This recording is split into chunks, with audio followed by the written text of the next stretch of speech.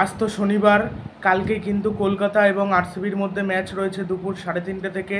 এবং এই ম্যাচ কে জিততে পারে, আরসিবি নাকি কলকাতা, সেটাই কিন্তু এই ভিডিওতে বলবো। এই দলের দুই দলের একাদশ কেমন হতে পারে সেটা তো বলেই দিয়েছিলাম এর আগের ভিডিওতে। সেই জন্য এই ভিডিওতে একাদশ কেমন হবে সেই সম্পর্কে কিছু বলবো না, কে জিততে পারে, কার পাল্লা ভারী সেটাই কিন্তু বিস্তারিত বলবো। ম্যাচটা হবে কিন্তু কলকাতার ইডেন গার্ডেনে, এবং কলকাতা কিন্তু নিজের হোম ম্যাচ খেলবে এটা। সেই জন্য কলকাতার পাল্লায় আমি বলবো একটু হলেও ভারী থাকবে।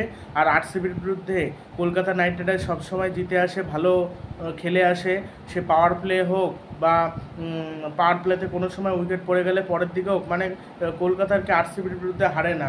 আগের বছরও দুটো ম্যাচ খেলেছিল, হারেনি। এই বছর একটা ম্যাচ খেলেছে, হারেনি। খুব ভালো খেলেছিল। শুধু 2022 সালে একটা ম্যাচ হেরেছিল, আর একটা মনে হয় জিতেছিল, একটা হেরেছিল। সেখানে তাও দিনেশ কার্তিক ভালো খেলে দিয়েছিল, তাও জেতা ম্যাচ হেরেছিল কলকাতা নাইট রাইডার্স। 2021 সালে একটা ম্যাচ জিতেছিল, একটা ম্যাচ হেরেছিল, আর কোয়ালিফায়ার ম্যাচ কলকাতা জিতেছিল। সেই জন্য কলকাতারই পাল্লা ভারী। আর কলকাতার একাদশে হয়তো সেরকম কোনো পরিবর্তন হবে না। পরিবর্তন হলে হয়তো ভেঙ্কটেশ আয়ারের জায়গায় পরিবর্তন হতে পারে। ভেঙ্কটেশের আয়ারের পরিবর্তে হয় মানিশ পান্ডে আসতে পারে বা নীতিশ রানা আসতে পারে। আর যদি না চেঞ্জ করে তো ভেঙ্কটেশ আয়ারই থাকবে, আর কোনো হয়তো চেঞ্জ হবে না। আর মিচেল স্টারকে আর দুটো বা তিনটে ম্যাচে হয়তো দেখা হবে, তারপরে যদি খারাপ খেলে মিচেল স্টারকে বাদ দিয়ে দুষ্মন্ত চামিরাকে খেলানো হবে। আর অনেকে বলছে গুরবাজকে কেন খেলানো হচ্ছে না। আমার মতে গুরবাজকে কোন জায়গায় খেলাবে, গুরবাজ তো খেলবে তো ফ্লিপ সল্টের জায়গায়, ফ্লিপ সল্টের বিকল্প। ফ্লিপ সল্ট যেখানে ভালো খেলছে, একটা ভালো খেলা প্লেয়ারকে বসিয়ে কি করে গুরবাজকে খেলাবে? গুরবাজের বসেই কাটাতে হবে এই সিজনে, কিছু করার নেই। আর এইবারে কলকাতার ব্যাটিং দেখতে ভালো লাগছে দুখানা প্লেয়ারের, ফ্লিপ সল্ট আর নারিন। ওপেনারদের ব্যাটিং দেখতে বেশ মজা আসছে। একসময় লিন আর নারিনের ব্যাটিং দেখে যেরকম মজা আসতো, এখন সেরকমই মজা আসছে। আর তো কেউ ঠিকভাবে প্রতিটা ম্যাচে খেলতে পারছে না, ওপেনাররাই যা করার করে দিচ্ছে। কোনো ম্যাচে ফ্লিপ সল্ট খেলছে, আর কোনো ম্যাচে নারিন তো ধারাবাহিকভাবে খেলে আসছে। ভেঙ্কটেশ আয়ার একটা ম্যাচে খেলার পর থেকে খেলতেই পারছে না। ভেঙ্কটেশ আয়ার একটু আগে নামলে ভেঙ্কটেশ আয়ার খেলতে পারত। আর অনেকে বলছে যে ভেঙ্কটেশ আয়ারের জায়গায় মানিশ পান্ডেকে নামানো উচিত। মানিশ পান্ডে কিন্তু শেষ দিকে কিন্তু খেলে না, এবং খেললে কিন্তু মানিশ পান্ডেও খেলতে পারবে না। মানিশ পান্ডে ভারতের হয়ে যখন খেলেছে তখন 4 নম্বরে খেলেছে, 5-6 যখন সুযোগ পেয়েছে তখন কিন্তু অতটা ফিনিশ করতে পারেনি। মানিশ পান্ডে আগে খেলে ধরে খেলা প্লেয়ার, নীতিশ রানার কোয়ালিটির প্লেয়ার, নীতিশ রানার থেকেও স্লো, ধরে খেলা প্লেয়ার। তবে যে ম্যাচে আর কি মারকুটে যে ম্যাচে সে সেট হয়ে যায়, সে ম্যাচে কিন্তু বড় বড় লম্বা লম্বা 6 মারে, সে ম্যাচে কিন্তু খুব ভালো ব্যাটিং করে দিতে পারে এই মানিশ পান্ডে, যে আর কি 94 রান করেছিল আইপিএলে। 100 করতে পারলে খুব ভালো লাগতো। 2014 ফাইনালে কলকাতা নাইট রাইডার্সের হয়ে পাঞ্জাবের বিরুদ্ধে খেলেছিল, অনবদ্য খেলেছিল। আর কালকের ম্যাচটা দুপুর 3:30 থেকে হবে, এবং এই ম্যাচটা কিন্তু অনেকেই দেখতে যাচ্ছে। আরসিবির অনেক সমর্থকই যাবে। আরসিবি ভালো খেলছে না, তাও হয়তো আরসিবি যাবে, আরসিবির সমর্থকরা যাবে। আর কলকাতার পিছেই সব থেকে কম টাকা, 750 টাকা। অন্য সব জায়গায় টাকা বেশি, টাকা টিকিটের দাম বেশি। আর সব থেকে বেশি দাম বেশি বেঙ্গালুরুতে, কিন্তু বেঙ্গালুরু তো খেলতেই পারছে না এখন। বেশি দাম দিয়ে তাও টিকিট কেটে দেখতে যায় লোকেরা বিরাট কোহলিকে দেখবার জন্য, একবার বিরাট কোহলিকে দেখবার জন্য। ইডেন গার্ডেনেও দেখতে যায় অনেকে, যারা বেঙ্গালুরুতে যেতে পারে না। অনেকেই আছে বেঙ্গালুরুতে যাওয়ার সামর্থ্য নেই, বা যেতে পারে না, বা সময়ও নেই। সেই জন্য কলকাতায় ম্যাচ দেখতে আসে। কলকাতা দুপুর 3:30 থেকে অনেকেরই সুবিধা। দুপুর 3:30, 7:30, 8টার মধ্যে ম্যাচ শেষ হয়ে গেল, তারপর কিন্তু ট্রেন পেতেও সুবিধা হয়। এই জন্য কিন্তু দুপুরের ম্যাচটা অনেকেই যেতে চায়। মুম্বাই ইন্ডিয়ান্সের ম্যাচ যখন হবে, মুম্বাই ইন্ডিয়ান্সের ম্যাচও হয়তো যাবে, সেটাও বোধহয় দুপুরে রয়েছে কলকাতার মুম্বাইয়ের মধ্যে ম্যাচটা, সেটাই। আর গ্রিন জার্সি পরে কিন্তু খেলবে, গ্রিন জার্সি পরে 11টা ম্যাচ খেলেছে এই আরসিবি, তার মধ্যে বোধহয় 4টে না 3টে ম্যাচ যেন জিতেছে, এবং বেশিরভাগ ম্যাচই পরাজিত হয়েছে। সেই জন্য গ্রিন জার্সি পরে যখন খেলে, হয় আরসিবি খুব ভালো খেললো, না হলে খুব বাজে খেললো। হয় খুব ভালো খেলবে, নয় খুব বাজে খেলবে। আর আরসিবির যা বোলাররা, এখানে যদি কলকাতার ব্যাটাররা যদি ভালো না করতে পারে, আমি বড় অবাক হব। এর আগে 6 ওভার 105 রান তুলেছিল পাওয়ার প্লেতে, সর্বশ্রেষ্ঠ স্কোর। কেউ এই রেকর্ড ভাঙতে পারেনি, কলকাতারই সেই রেকর্ড করেছে। কালকের ম্যাচে সেইটা ভাঙতে পারে নাকি সেটাই দেখতে হবে। এটা আশা করছি একটা ভালো বড় স্কোরিং ম্যাচ হবে, এবং যে টসে জিতবে সে হয়তো ব্যাট করার সিদ্ধান্ত নেবে, বল করার সিদ্ধান্ত নেবে। আর আমার যতদূর মনে হয় যে প্রথম দিকে যদি পিচটা স্লো থাকে, সেক্ষেত্রে কলকাতার কিন্তু ব্যাট করতে অসুবিধা হবে। সেক্ষেত্রে কলকাতা কিন্তু ওইখানে ম্যাচটা হেরে যাবে, এবং পরের ইনিংসে ব্যাট করতে যদি সুবিধা হয়, তাহলে কিন্তু যদি কলকাতা টসে হারে, ম্যাচও হারবে। আর কলকাতা আগে যে 3টে ম্যাচের মধ্যে দুখানা হেরেছে ওগুলো ভুলে গিয়ে সামনের ম্যাচের দিকে কনসেন্ট্রেট করতে হবে এবং জিততে হবে। আমার মনে হয় মিচেল স্টার্কের জন্যই ম্যাচটা হেরে যাচ্ছে। মিচেল স্টার্ক সবার থেকে বেশি মার খাচ্ছে, মিচেল স্টার্কের জন্যই ম্যাচটা হেরে যাচ্ছে।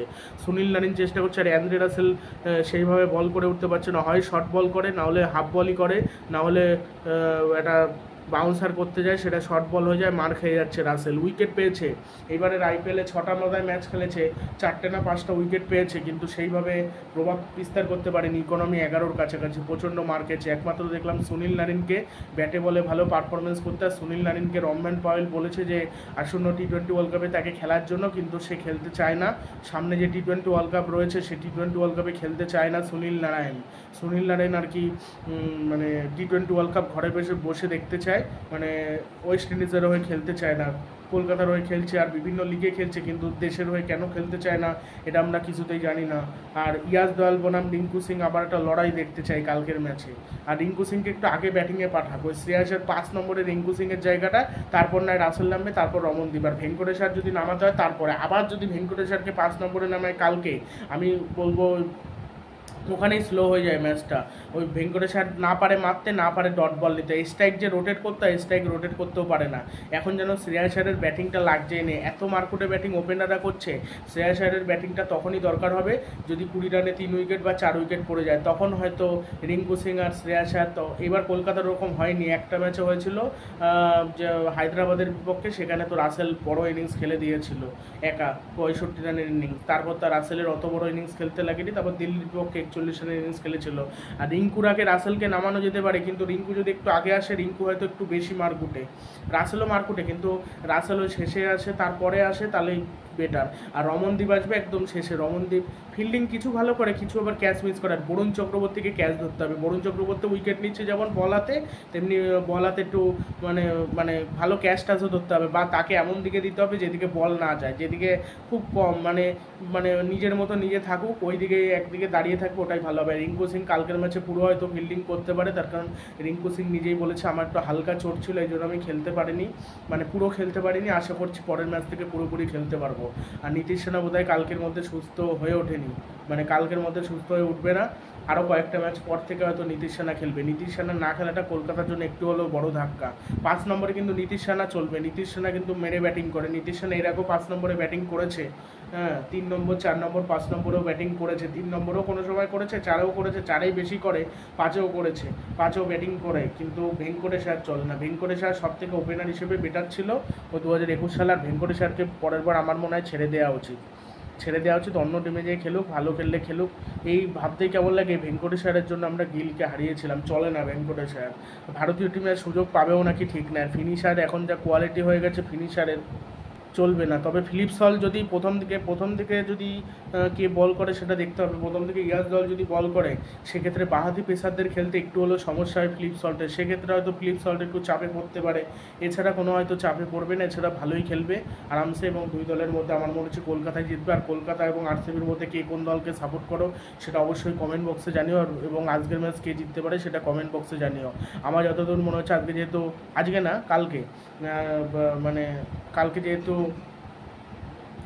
কলকাতার খেলা রয়েছে, দেখা যাক। আর রাতে কার জন্য আবার খেলা রয়েছে, রাতেও একটা খেলা রয়েছে, রাতের খেলা নিয়ে আলাদা ভিডিও দিয়ে দেবো। দেখা যাক কী হয়, কে জেতে। আর সুনীল নারিনের একটা বড় পার্টনারশিপ দেখতে পাচ্ছি। আর সুনীল নারিন যদি এই ম্যাচেও ভালো খেলে দেয়, আরসিবির পক্ষে আমি অবাক হব না। তার কারণ যেরকম ফর্মে সুনীল নারিন রয়েছে, এরকম ফর্মে ব্যাট হাতে আমি কখনোই দেখিনি। সেটা 2016 সালেও ছিল না, 17 সালেও বোধহয় এত মারকুটে ব্যাটিংটা করতে পারতো না। এখন যতটা মারকুটে ব্যাটিং করছে, অনবদ্য খেলছে, অনবদ্য। জাস্ট মুগ্ধ হচ্ছি তার ব্যাটিংয়ে। তার ব্যাটিংটা দেখতে এত ভালো লাগছে, স্টেপ আউট করে চাহালের বলে 6 মারছে, দেখতেই কেমন লাগছে, অসাধারণ।